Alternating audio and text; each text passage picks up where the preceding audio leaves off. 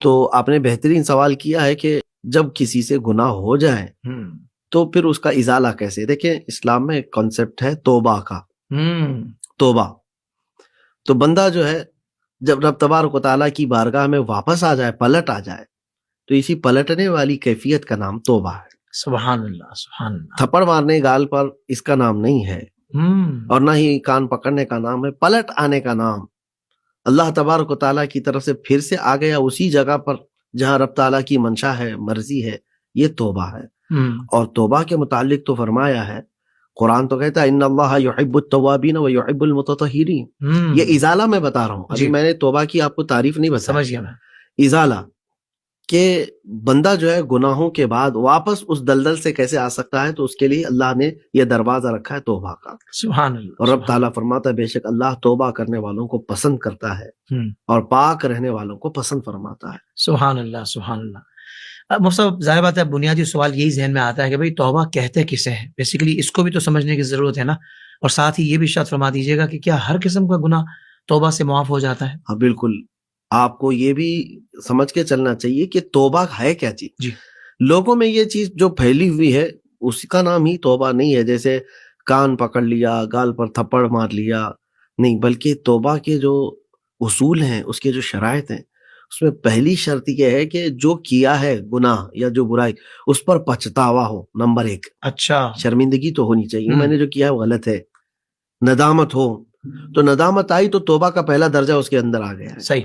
دوسری چیز یہ ہے کہ عزم، کہ اب نہیں کروں گا، اب دوبارہ نہیں کروں. یہ توبہ کے میں شرائط بتا رہا ہوں، اصول بتا رہا ہوں. بالکل صحیح.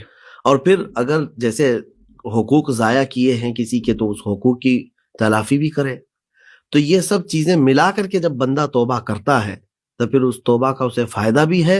اور یقیناً فرمایا گیا کہ توبہ ما سبق، جو کچھ بھی ہوا ہے سب معاف کرتا. یعنی اللہ تبارک و تعالیٰ توبہ کے ذریعے ساری چیزیں معاف فرماتا ہے. حتیٰ کہ کفر و شرک سے بھی بندہ توبہ کیا ہے تو معاف کر دیا جائے گا. اللہ اکبر. پچھلی زندگی اس کی معاف کر دی جائے گی. صحیح. اب آپ نے جو سوال کیا ہے کہ ہر قسم کا گناہ معاف ہوتا ہے توبہ جی سے، تو بالکل ہر قسم کا گناہ معاف تو ہوتا ہے. یعنی توبہ کرنا تمہاری ذمہ داری ہے. صحیح. اب قبولیت یہ رب تبارک و تعالیٰ کی شان ہے. بندوں میں سے کسی کو یہ کہنے کا حق نہیں کہ اس کی توبہ نہیں قبول ہوئی، اس کی توبہ نہیں قبول ہوئی. رب تبارک و تعالیٰ کی یہ منشا ہے اور اس کے فضل پر ہے. کیونکہ کفر سے بھی توبہ کرے گا، شرک سے بھی توبہ کرے گا تو اللہ تبارک و تعالیٰ معاف فرمائے گا. ایسا ہے کہ قرآن پاک میں جو فرمایا ہے کہ اللہ تعالیٰ فرماتا ہے ان اللہ لا یغفر ان یشرک بہ ویغفر ما دون ذلک لمن یشاء، کہ اللہ تبارک و تعالیٰ شرک کو معاف نہیں کرے گا. صحیح. اور اس کے علاوہ جو کچھ بھی ہے اس کو معاف کرے گا. اس سے مراد نہیں معاف کرے گا کیا ہے؟ بغیر توبہ کے گیا ہوا ہے تو. صحیح. اللہ اکبر. اللہ توبہ یعنی اس سے رجوع کیے بغیر گیا ہے دنیا سے، یہ معاف نہیں ہوگا. یہ معاف نہیں ہوگا. اللہ. ہاں اگر دوسرے سارے گناہ ہیں، توبہ نہیں کیا تھا اور ویسے ہی چلا گیا دنیا سے، تو مولا کریم اگر چاہے تو وہ بھی معاف کر دے گا دوسرے گناہوں کی، لیکن شرک اور کفر نہیں معاف ہوگا. اللہ اکبر. اللہ اکبر.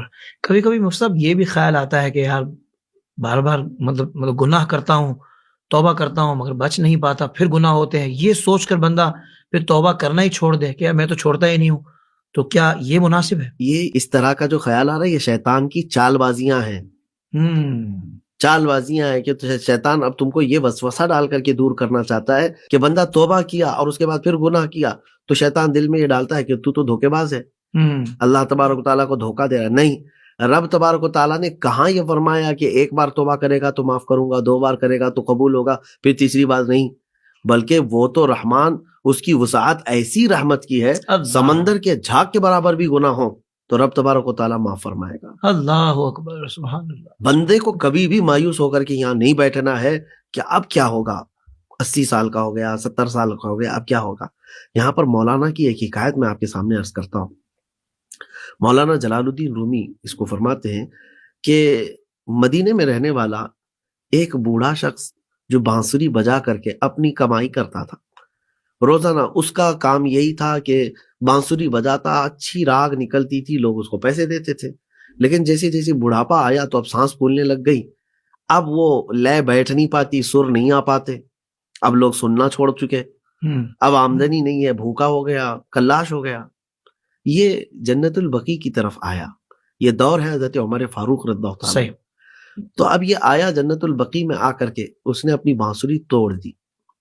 80 سال کا ہو گیا ہے اور رونے لگا. کہا کہ دنیا نے مجھے اب چھوڑ دیا ہے. اب میری کمائی کا جو ذریعہ تھا، نہ مجھ سے یہ بانسری بج پاتی ہے، نہ میں بجا پاتا ہوں، اور نہ میری آمدنی ہے.